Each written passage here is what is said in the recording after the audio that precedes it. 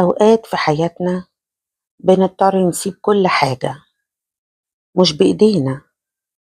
نسيب بيتنا، شغلنا، بلدنا، ناس حبيناهم، ذكريات تعبنا فيها، ونلاقي نفسنا فجأة واقفين قدام بداية جديدة مرعبة، ونسأل: هو أنا هبدأ تاني؟ هو بعد كل اللي ضاع هقدر أكمل؟ النبي صلى الله عليه وسلم عارف الإحساس ده كويس، عاشه بكل تفاصيله. اتولد في مكة، كبر فيها، صلى عند الكعبة، دعا الناس فيها سنين، ووقف في يوم من الأيام على أطرافها وهو قلبه بيتقطع، ونظر لها وقال: والله إنك لأحب أرض الله إلي، ولولا أن أهلك أخرجوني منك ما خرجت. النبي صلى الله عليه وسلم خرج وهو مجروح، سايب وطنه، أهله، ذكرياته، مش لأنه عايز، لكن لأنه مضطر، علشان يكمل رسالته، علشان ينقذ الدين، وعلشان يوصل لك النهاردة النور اللي بينور قلبك.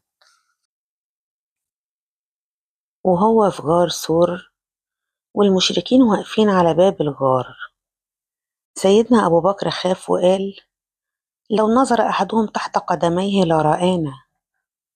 فرد النبي صلى الله عليه وسلم بكلمة خلدها التاريخ: يا أبا بكر، ما ظنك باثنين الله ثالثهما.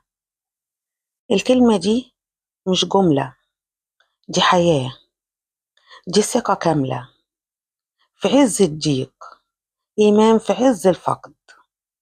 مادام معايا ربنا أنا مش لوحدي.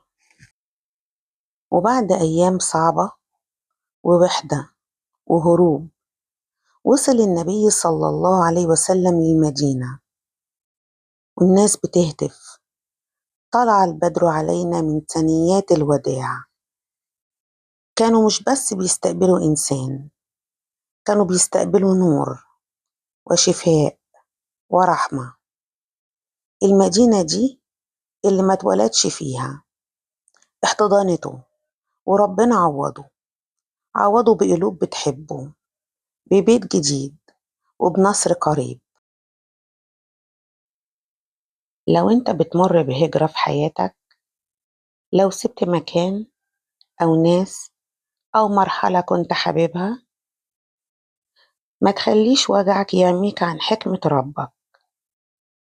كل بداية جديدة وراها حكمة، وكل فراق ممكن يكون طريق لنور أكبر. النبي صلى الله عليه وسلم خرج مطرود ورجع فاتح. ما تخليش خوفك يوقفك، خليك زي النبي، اخرج بثقة وابدأ حتى لو قلبك بيتقطع، لأن الله لا يضيع من خرج لأجله. لما النبي صلى الله عليه وسلم اضطر يسيب أغلى مكان على قلبه، ربنا فتح له قلوب الناس، وفتح له مكة، ورفع ذكره في العالمين. النتيجة: كل وجع لله بيتحول لعزة. في نور من مكة هنعيش مع النبي صلى الله عليه وسلم لحظة بلحظة. اشترك دلوقتي وفعل الجرس علشان كل حلقة توصلك قبل الكل، وكأنك كنت معاه صلى الله عليه وسلم.